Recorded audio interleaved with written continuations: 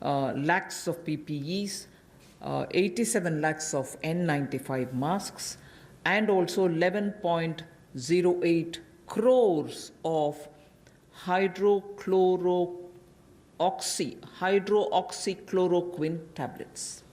So that is as regards the health-related matters.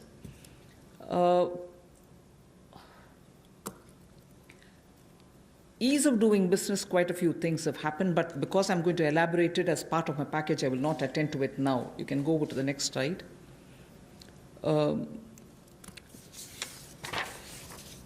This also is something which we've been doing during the COVID time, just to make sure that activities are initiated as regards ease of doing business. I'll again come back to it when I'm getting in to talk about the package.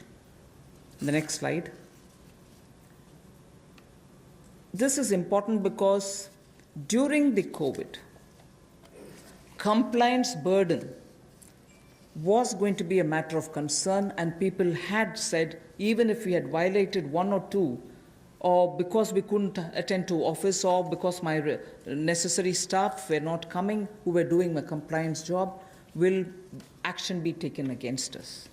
So today we have been joined by Secretary Corporate Affairs also. Timely action was taken to reduce the compliance burden under various provisions of the Companies Act. As well as that, companies could conduct, this is a very important technological advantage which we have used, like the DBT. We have said companies could conduct their board meetings, their EGMs and AGMs virtually using technology through video conferences. And the latest order pertains to the fact that even rights issues can be done leveraging the strength of Digital India. This is a major step forward in corporate governance.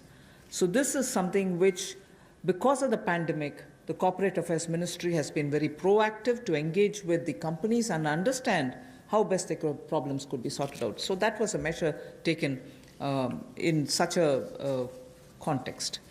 Other than that, of course, 44% recovery has been achieved during that time since 2016 inception of IBC. The other details I can give you a bit later, but I think during the COVID, we made sure that industries don't suffer.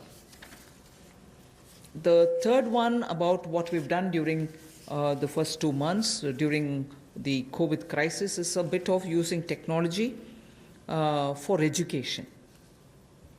Online education has been taken up in a big way.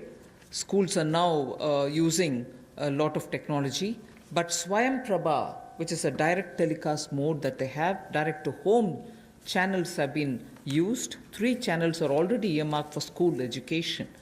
Now, another 12 channels are to be added to this.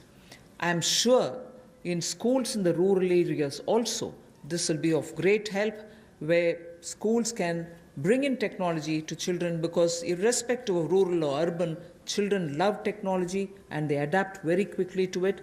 So the education, HRD, the education department, the human resource department, has made the best of this time to provide curriculum through technologically active media.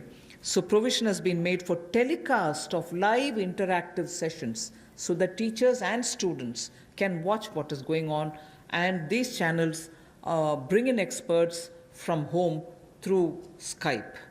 Also, they have tied up with private DTH operators like Tata Sky and Airtel to air educational video content.